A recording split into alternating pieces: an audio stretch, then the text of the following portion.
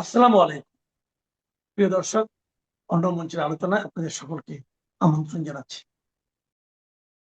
নমস্কার, আমি তরুণ ঘোষ।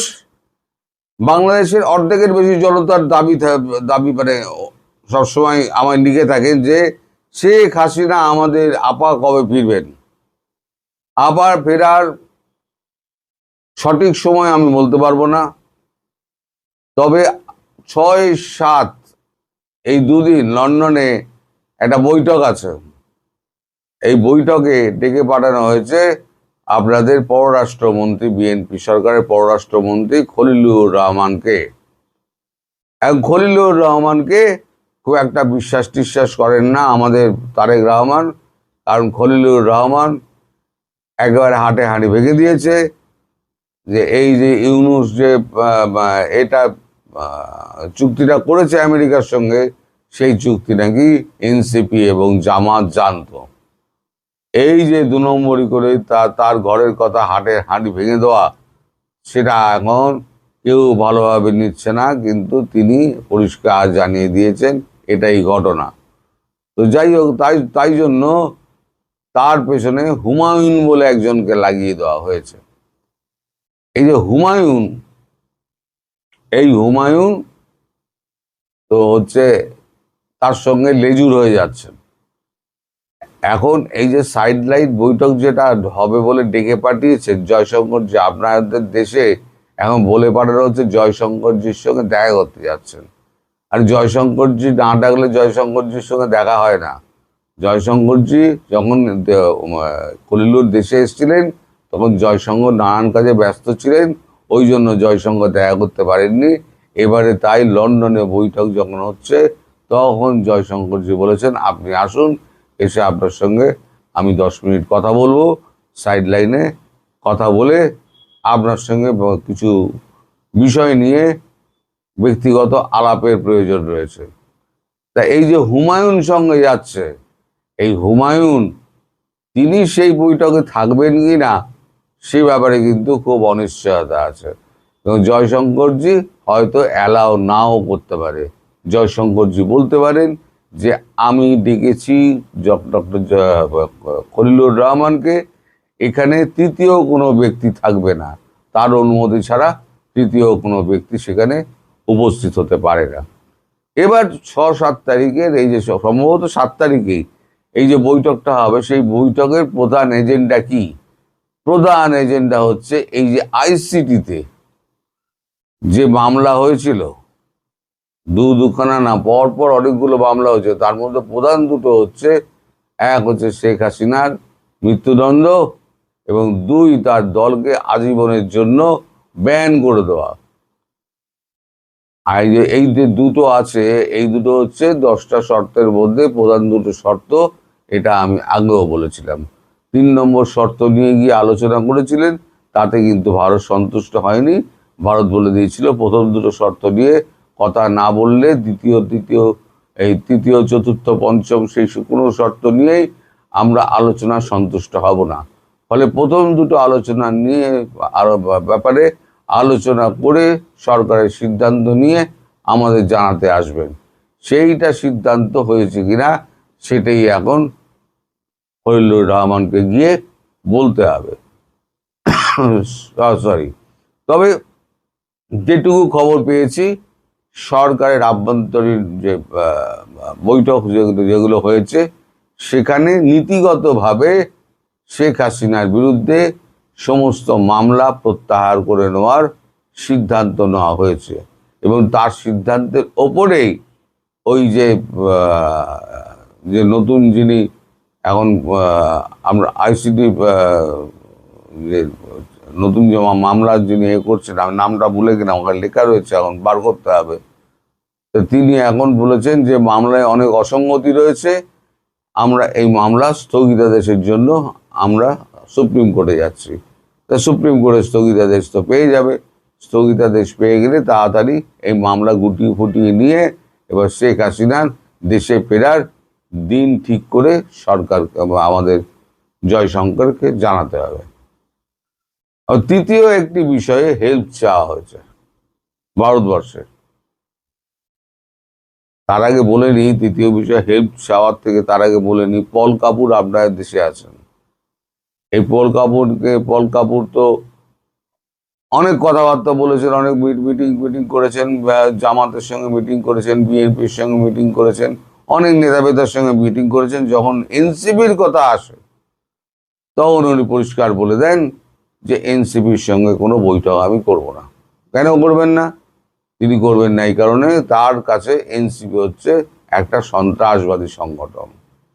অর্থাৎ এনসিপি যদি সন্ত্রাসবাদী সংগঠন হয়, এনসিপির নেতাকে, এনসিপির পৃষ্ঠপোষককে ইউনূস, তাহলে ইউনূসও বকলমে একজন সন্ত্রাসবাদী, সেটা ইউএস পরিষ্কার বলে দিল। অর্থাৎ ডক্টর ইউনূস, আপনি 1 বছরের জন্য আপনি ভিআইপি নিয়ে রাখুন, আর মানে ওই এসএফ মোড়ে আপনি যাতায়াত করুন। 1 বছর তো আপনার কাটবেই। 1 বছর আগে কি হয় দেখুন, আর 1 বছর বাদে আপনার যখন কোনো এসএফ থাকবে না, তখন আপনার কি দশা হবে সেটা ভাবুন। প্রতিদিন একটা করে চলে যাচ্ছে, কেউ জানতে পারছে না, একটা করে দিন পার হয়ে যাচ্ছে, আর 1 বছর বাদে কি অবস্থা হবে সেটা আপনারা দেখবেন। এবার যেটা চতুর্থ যেটা আমি বলতে চাইছিলাম, সেটা হচ্ছে ভারতবর্ষের কাছে একটা হেল্প চাওয়া হয়েছে। হেল্প কি? এই যে সংকট যেটা স্থির হয়েছে, মানে সামনে এসছে, যে একেবারে কানপট্টিতে রিভলভার রেখে একেবারে ট্রাম্প যে চুক্তিটা করেছেন, সেই চুক্তি থেকে কি করে বেরিয়ে আসা যায়। যদিও এক্সিট ক্লজ রয়েছে, সরি, এক্সিট ক্লজ অনুযায়ী আপনারা যদি এখন বলেন যে আমরা এক্সিট ক্লজ অনুযায়ী আমরা বের হব, ট্রাম্পের মতো যে মানুষ, যিনি স্বপ্নে যুদ্ধ দেখে তিনি হঠাৎ করে লাফিয়ে তিনি ইরান দখল করতে যান, এখন পেঁচে পড়ে গেছেন, এখন রোজ মানে বয়ান বদলাচ্ছেন। তো যাই হোক, একটা নেভার এন্ডিং যুদ্ধে জড়িয়ে পড়েছেন। আমি রাত্রিবেলা বলবো কিরকম তার অবস্থা, এখন লেজে গোবরে করা অবস্থা। তো যাই হোক, এখন সেইখানে যদি আপনারা বলেন যে আমি ওই ক্লজ অনুযায়ী আমি বেরিয়ে যাব, এক্সিট ক্লজ অনুযায়ী, তাহলে ওই ট্রাম্প বাবু কিন্তু আপনার ঘাড়ে এসে বসবে, এবং ওই বলা তো যায় না, ওই মাদুরোর মতো হয়তো তারেক রহমানকে হয়তো ঘাড়ে টিপে হয়তো তুলে নিয়েও যেতে পারে। কোনো বিশ্বাস নেই, কারণ উনি পারেন না এমন কোনো কাজ কিন্তু নেই, এটা উনি পৃথিবীকে দেখিয়ে দিয়েছেন। ফলে খুব যদি বাড়াবাড়ি করতে না করে, এখন যদি ভারতবর্ষের কাছে, আমি বরাবরই বলেছি যে এইখান থেকে একমাত্র বাঁচাতে পারে ভারতবর্ষ, এবং একমাত্র ভারতবর্ষ। কারণ ভারতবর্ষ এখনো পর্যন্ত কারুর বিরুদ্ধে, কারুর পক্ষে কোনো রায় দেয়নি। ভারতবর্ষ বরাবরই বলেছে যে আমরা শান্তির পক্ষে, আমরা আলোচনার পক্ষে। সেটা ইউএসকেও বলেছে, সেটা ইসরায়েলকে বলেছে, সেটা রাশিয়াকে বলেছে, সেটা ইরানকে বলেছে, সেটা সবাইকে বলে বেড়ায় যে আমরা শান্তির দেশ, বুদ্ধের দেশ, আমরা আলোচনায় বিশ্বাসী, আমরা শান্তির পক্ষে। তো যথারীতি আমাদের ওপরেতে কারোর আক্রমণটা সরাসরি এসে পড়বে না। যদিও আক্রমণ মানে আজ দোরগোড়ায় আমরা পাচ্ছি, কিন্তু সেখান থেকে বেরিয়ে আসা যায় কি করে সেটাও ভারতবর্ষের চিন্তা ভাবনা করছে। কিন্তু আপনাদের কি হবে? সুতরাং ভারতবর্ষের সঙ্গে ভালো যোগাযোগ রাখুন, রাখলে পরে যদি এই সমস্যা থেকে মুক্তি পেতে পারেন। আর শেখ হাসিনাকে দেশে ফেরার সর্বাত্মক ব্যবস্থা আপনারা করে দিন। ডেট বলে দিতে হবে যে এই ডেটের মধ্যে শেখ হাসিনাকে আমরা দেশে ফেরানোর ব্যবস্থা করছি, তার প্রতিটি সুরক্ষার ব্যবস্থা করে। যদিও ভারত সুরক্ষা দেবে, ভারতের সুরক্ষা ওদের ওপরে বিশ্বাস করবে না, ভারত নিজস্ব সুরক্ষা দেবে। তো যাই হোক, এটা আপনাকে নিশ্চিত করতে হবে। নিশ্চিত করলে পরে এই দ্বিতীয় যেটা আছে, এই ইউএস এর ব্যাপারটা থেকে আপনাদের হয়তো উদ্ধার করলেও ভারত উদ্ধার করতে পারে। চারিদিকে ছড়িয়ে পড়েছে এবং বিভিন্ন জায়গায় নিউজও হচ্ছে। নিউজটি কি? সেটা হচ্ছে শেখ হাসিনা দেশে ফিরে আসার ঘোষণা দিয়েছে। এখন কোন দিন আসবে, কিভাবে আসবে, সেই বিষয়ে কোনো কিছু বলা হয়নি। জাস্ট বলা হচ্ছে শেখ হাসিনা দেশে ফিরে আসার ঘোষণা দেয়া হচ্ছে। আমার কথা হচ্ছে, শেখ হাসিনা কোন দিন দেশে ফিরে আসবে, কিভাবে ফিরে আসবে, সেটা তো সেই নিউজে বলা থাকার কথা। সেই নিউজে যখন কোনো কিছু এক্স্যাক্টলি বলা নাই, তার মানে এখনো কনফিউশন আছে শেখ হাসিনা কোন দিন দেশে আসবে।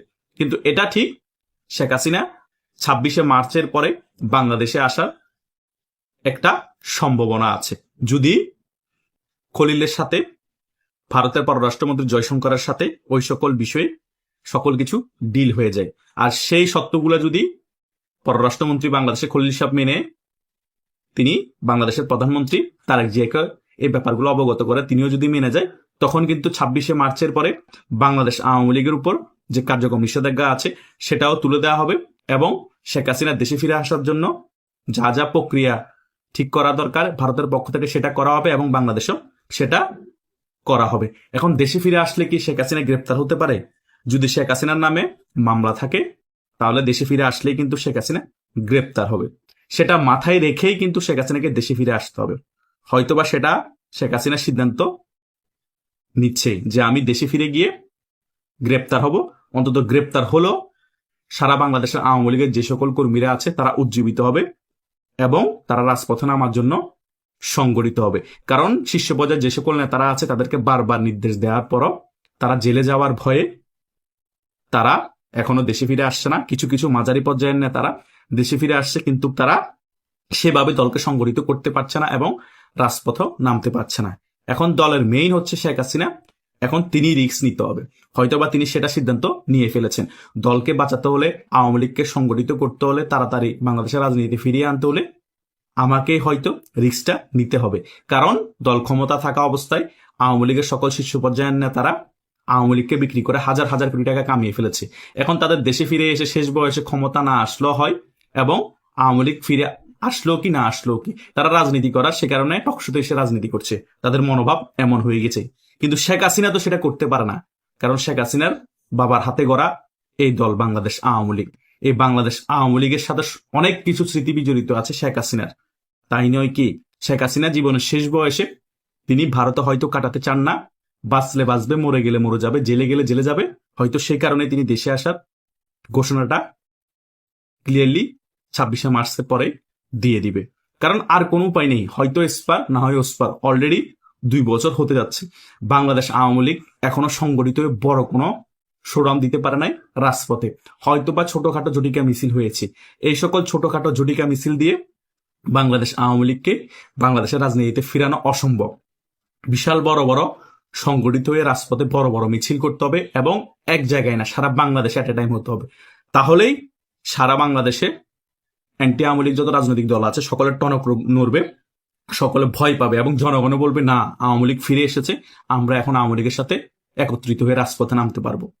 অটোমেটিক্যালি সারা বাংলাদেশের জনগণ উজ্জীবিত হয়ে যাবে, এবং আওয়ামী লীগের যত কর্মী সমর্থক আছে, খেটে খাওয়া মানুষ সহ একদম উপর স্তরে সকল উজ্জীবিত হয়ে যাবে। অটোমেটিক্যালি আন্দোলন চাঙ্গা হয়ে যাবে। শেখ হাসিনা যদি জেলেও থাকে, ওই রেজিমটা বেশি দিন টিকে থাকতে পারবে না। দমন নিপীড়ন করে কতক্ষণ আর আওয়ামী লীগের কর্মীদেরকে দমিয়ে রাখবে, কারণ তাদের নেত্রী জেলের মধ্যে। অটোমেটিক্যালি ভাবে ওই রেজিমটা পড়ে যাবে, এবং আর্মি ক্ষমতা নেবে তখন। না হলে নির্দলীয় তত্ত্বাবধায়ক সরকারের আন্ডারে আরেকটি নির্বাচন দিতে হবে, শেখ হাসিনা জেল থেকে বাইরে হয়ে যাবে। এটা ছাড়া এখন যে পরিস্থিতি দেখতেছি, শেখ হাসিনা নির্দেশের পর নির্দেশ দিচ্ছে, কিছু নেতা আসলে আসছে, ছোটখাটো বা মাঝারি পর্যায়ের উপরের লেভেলে কোনো নেতা দেশে ফিরে আসছে না। তাহলে আর কিছু করার নাই। এটাই হয়তোবা শেখ হাসিনার শেষ সিদ্ধান্ত হতে পারে। এই সিদ্ধান্ত দেখার জন্য আমাদের আরো কিছু মাস অপেক্ষা করতে হতে পারে।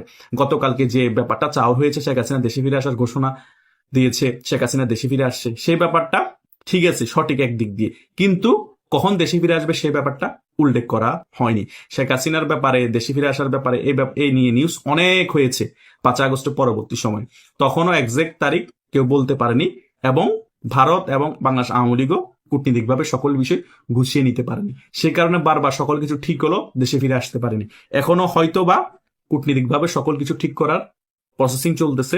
ভারতের পররাষ্ট্রমন্ত্রী খলিল সাহেবেরও বৈঠক হবে, এবং তারেক জিও ভারত সফরে গেলে তখন এই বিষয়ে গুরুত্বপূর্ণ বৈঠক হবে। সকল বৈঠক হওয়ার পরে হয়তো শেখ হাসিনা ফাইনালি সিদ্ধান্ত নিয়ে নেবেন, আমি জেলে গেলে যাব, দেশেই যাব, দেশেই মরবো, শেষ বয়সে আমার আর কি, আমি আমোদ প্রমোদ করে কি কি হবে? আমাকে অনেকবার মেরে ফেলার চেষ্টা করা হয়েছে, আমি বেঁচে গিয়েছি, আল্লাহ চেয়েছেন বিদায় আমি বেঁচে গিয়েছি। হয়তোবা কোনো একটা কাজ এখনো বাকি আছে, সেই কারণে আল্লাহ আমাকে বাঁচিয়ে রেখেছেন। তাই এই সকল বিষয় চিন্তা করে হলো হয়তোবা শেখ হাসিনা দেশে ফিরে আসার ঘোষণা দিবে, এবং কোন তারিখে আসবে সেটাও ঘোষণা দিবে। দেশে ফিরে আসলে তিনি অ্যারেস্ট হোক, কোনো সমস্যা নেই, অন্তত অ্যারেস্ট হলো সারা বাংলাদেশে কোটি কোটি মানুষের মধ্যে জাগরণ সৃষ্টি হয়ে যাবে। অটোমেটিক্যালি বাংলাদেশের আওয়ামী লীগের যেসব কর্মী সমর্থক আছে তারা রাজপথে নেমে আসবে। শেখ হাসিনার দেখা দেখি শীর্ষ পর্যায়ের নেতারা হয়তো একটা কনফিডেন্স পাবে যে নেত্রী যখন দেশে চলে গিয়েছে, এই 80 বছর বয়স, আমরা কি, আমরা দেশে চলে যায়, আমরা গ্রেপ্তার হলে হব, অন্তত বাংলাদেশ আওয়ামী লীগের কর্মীদেরকে তো উজ্জীবিত করতে পারবো, এবং বাংলাদেশ আওয়ামী লীগের যে রাজনীতি আছে সেটাকে তো বাংলাদেশে আবার কর্মীদেরকে সংগঠিত করে ফিরিয়ে আনতে পারবো।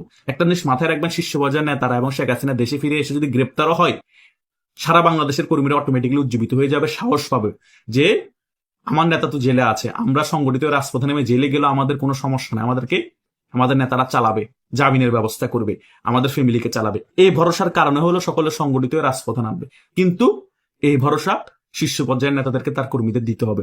বিদেশে বসেও যদি এই ব্যাপারগুলো যদি কনফার্মেশন করতো শীর্ষ পর্যায়ের নেতারা যে তোমরা সংগঠিত হও, রাজপথে নামো, তোমাদের ফ্যামিলির দায়িত্ব আমরা নিচ্ছি, কোনো ভয় নেই, আওয়ামী লীগকে খুব তাড়াতাড়ি সংগঠিত তোমরা রাজপথে নেমে ফিরিয়ে আনতে হবে, আমরা তোমাদের পাশে আছি, এই কনফার্মেশনটা শীর্ষ পর্যায়ের নেতারা দিচ্ছে না। তারা মনে করছে এখন যদি আমি ওদের পিছে টাকা ঢালি বা টাকা খরচ করি, এই সকল বিষয় দল যখন ক্ষমতা আসবে মনে রাখবে না। যখন দল ক্ষমতায় আসার পরিবেশ তৈরি হবে, তখন যদি আমি টাকা ঢালি বা টাকা খরচ করি, তখন ওই সকল বিষয় সকলের চোখে পড়বে, ক্ষমতা আসার পর আমার কথাগুলো মনে রাখবে। ভাই, এত কিছু চিন্তা করে, এত ক্যালকুলেশন করে রাজনীতি হয় না, কথা বুঝেন নাই? আপনি দলকে ব্যবহার করে এত হাজার হাজার কোটি টাকা কামিয়েছেন না, আপনার নাম হবে নাকি হবে না সেটা চিন্তা বাদ দিয়ে অন্তত দল ফিরে আসবে সেই ব্যাপারে চিন্তা করে হলো এই কাজগুলো আপনাদের আরো আগে থেকে করা প্রয়োজন ছিল। এখনো সবার মাথায় এই বিষয়গুলো ঘুরপাক খাচ্ছে যে দল আসার, ক্ষমতা ফিরে আসার সম্ভাবনা তৈরি হলো তখনই আমরা সকলে ঝাঁপিয়ে পড়বো, টাকা ঢালবো। আরে ভাই, সম্ভাবনা তৈরি করার জন্য হলেও তো আপনাদের এখন থেকে টাকা ঢালা শুরু করতে হবে, এখন থেকে সংগঠিত করা শুরু করতে হবে। তা না হলে আপনারা মরে যাওয়ার পরে তখন আর দল ক্ষমতায় আসলে লাভ কি? আপনারা তো ক্ষমতা আর ভোগ করতে পারবেন না। আপনাদের টাকা কে খাবে? না আওয়ামী লীগের কর্মীদের জন্য খরচ করলেন, নাকি নিজের জন্য খরচ করতে পারবেন? কথা বুঝেন নাই? এমন টাকা কামিয়েছেন, এই টাকা খরচ করার আপনাদের জায়গা নাই, তারপরও আপনাদের এখনো টাকার মোহ। এভাবে চিন্তা ভাবনা করলে কোনো লাভ নাই। শেখ হাসিনা দেশে ফিরে আসার জন্য ঘোষণা দিবে, দেশে ফিরে আসবে, গ্রেপ্তারও হবে, কিন্তু আপনাদের মাঝে কোনো পরিবর্তন হবে না। ঘুরে ফিরে ওই শেখ হাসিনাই বাংলাদেশ আওয়ামী লীগটাকে 16 বছর টিকিয়ে রেখেছিল, এখনো আবার বাংলাদেশ আওয়ামী লীগটাকে বাংলাদেশের রাজনীতি ফিরে আনার জন্য ওনাকেই সকল রিস্কটা নিতে হবে। তাহলে কেন শেখ হাসিনা আপনাদেরকে এত ভালো ভালো জায়গায় বসিয়েছিল, কেন এমপি বানিয়েছিল, কেন মন্ত্রী বানিয়েছিল? যারা তৃণমূলের ত্যাগী কর্মী, যারা টাকা পয়সা নাই, তাদেরকে যদি এমপি মন্ত্রী বানাতো তাহলে কিন্তু এই পরিস্থিতি হতো না।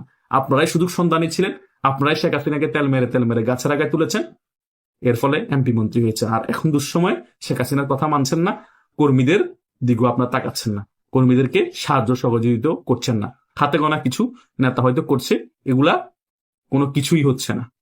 কর্মীদের মধ্যে কষ্টে হাহাকার হচ্ছে বাংলাদেশের মধ্যে। আমরা জানি, তৃণমূল কর্মীদের সাথে আমাদের কথা হয়, তারা কি পরিমাণ কষ্ট আছে বলে বুঝাতে পারবো না।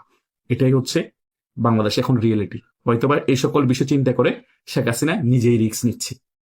আশা করছি আপনারা সকল বিষয় বুঝতে পেরেছেন। তবুও যদি কোনো মতামত থাকে আপনাদের, কমেন্ট করে আমাকে জানাতে পারেন।